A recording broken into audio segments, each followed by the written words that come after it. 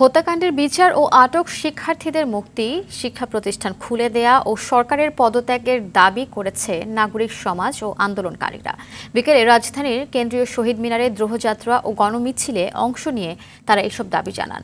দাবি আদায়ে রোববার নতুন কর্মসূচি ঘোষণা করেন তারা। বাড্ডা ও ইসিবি চত্বর সহ বিভিন্ন স্থানে বিচারের দাবিতে কর্মসূচি পালন করে। এর আগে মসজিদে দোয়া এবং মন্দির গির্জায় প্রার্থনা করা হয়। আরও জানাচ্ছেন এআর বাদল।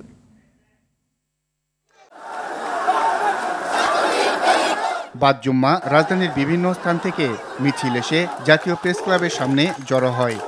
স্লোগানে এতে শিক্ষার্থী সহ নানা শ্রেণী পেশার মানুষ অংশ নেয়। জড়ো হওয়া মিছিলে মিলিত হয় দোহাযাত্রায় অংশ নেয়া নাগরিক সমাজ। এরপর তারা হাইকোর্টের সামনে দিয়ে দোয়েল চত্বর, ঢাকা বিশ্ববিদ্যালয়ের টিএসসি হয়ে কেন্দ্রীয় শহীদ মিনারে গিয়ে এক হয়ে প্রতিবাদ জানাতে থাকে। বক্তৃতা আর স্লোগানে মুখর হয়ে ওঠে শহীদ মিনার এলাকা। যারা গ্রেফতার হয়ে আছে তাদেরকে মুক্তি দিতে হবে, যারা আটক আছে, যারা ঘর পাথর হামলা মামলা বন্ধ করতে হবে, জুলাই হত্যাকাণ্ডের বিচার করতে হবে এবং এই সব কারফিউ প্রত্যাহার এবং এই ধরনের সমস্ত ধরনের নিপীড়ন নির্যাতন এগুলো বন্ধ করতে হবে। সেগুলো করার জন্যই বাংলাদেশের এই সরকারের পদত্যাগ করতে হবে।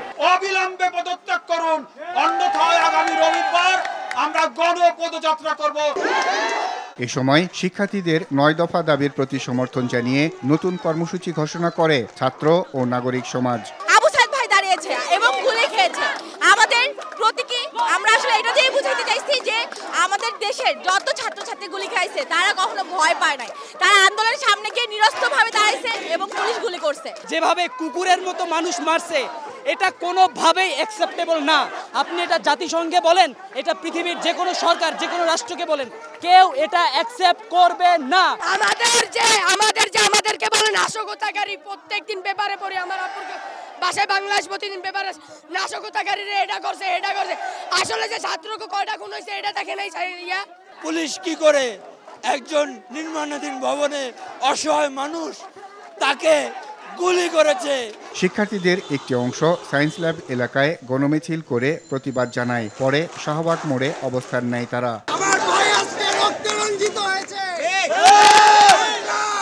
যে ৯ দফা দিয়েছি, ৯ দফার ১ দফা যদি না কমপ্লিট হয় আমরা এই রাজপথ ছেড়ে যাব না।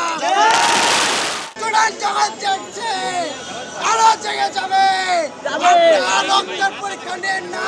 ইনশাআল্লাহ আমাদের দাবি আদায় ছাড়া আমরা ঘরে যাব না। এদিকে মানুষ হত্যার প্রতিবাদ ও বিচার দাবিতে বাড্ডা এলাকায় বিক্ষোভ করে শিক্ষার্থী ও অভিভাবকরা। পরিচয় দেওয়ার জন্য আমি আসিনি। পুলিশের গুলিতে যদি আমার আজকে মৃত্যু হয়, আমার ডেড বডি যেন আমার সন্তানদের কাছে, স্বামীর কাছে পৌঁছে যেতে পারে, শুধুমাত্র সেই জন্য আমি এটা গলায় দিয়েছি, জাস্ট আমার আইডেন্টিটির জন্য। আমি আইনজীবী হয়ে আসিনি, আমি এসেছি সন্তানের মা হয়ে। আমাদের নিরাপত্তা কোথায়?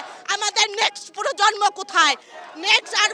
নেক্সট প্রজন্মের হাতে বাংলা চলবে, কিন্তু তাদেরকে যদি আপনি হত্যা করেন, আপনি কি আমৃত্যু আসছেন দুনিয়াতে? ছাত্র শেষ গ্রেপ্তার ছেড়ে না দেওয়া পর্যন্ত আমরা আন্দোলন চলমান থাকবে। ৯ দফা দাবি না দেওয়া পর্যন্ত আমরা আন্দোলন করতে থাকবো, রাজপথে থাকবো। ইসিবি চত্বরেও বিপুল সংখ্যক শিক্ষার্থীরা জড়ো হয়ে প্রতিবাদ ও বিচারের দাবি জানায়। উত্তরায় বিক্ষুব্ধ জনতার সাথে আইন শৃঙ্খলা রক্ষাকারী বাহিনীর ধাওয়া পাল্টা ধাওয়া হয়। বিক্ষুব্ধ জনতাকে সরিয়ে দিতে টিয়ার সেল ছোড়ে পুলিশ। এদিকে বাদ জুম্মা সারা দেশের মতো জাতীয় মসজিদ বাইতুল মোকাররমেও হত্যাকাণ্ডে নিহতদের রুহের মাগফিরাত কামনা করে দোয়া ও মোনাজাত হয়। পরে হত্যার বিচার দাবিতে এ এলাকায় মিছিল করা হয়। এআর বাদল, RTV, ঢাকা।